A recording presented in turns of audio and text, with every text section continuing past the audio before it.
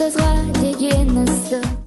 Құрметті ұстаздар, төрт мерекелеріңіз құтты болсын. Менің отбасымның атынан құттықтауды қабыл алыңыз. Ұстаздар күні бұл дәстүрлі әрі бүкіл халықтық мереке десек артық айтқандық болмас. Ұлы ғұламалардың да ұстазы болған. Сондықтан болар осы абыройлы міндетті атқарып жүргендерді халқымыз әрқашан ерекше құрмет тұтқан. Ұстаздың әр адамның жүрегінен алатын орны айрықша. Қолына қалам ұстатып, алғаш әліппені үйреткен мұғалімін ерекше жылылықпен еске алмайтындар кемде-кем болар. Қазақстанның алдында бәсекеге қабілетті елдердің қатарынан көріну міндеті тұр.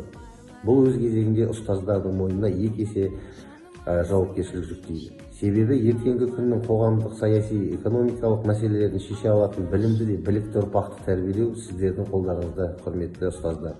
Осыған орай Теміртау қаласының Әлихан Бөкейханов атындағы гимназиясының ұстаздарын, Теміртау қаласының полиция басқармасының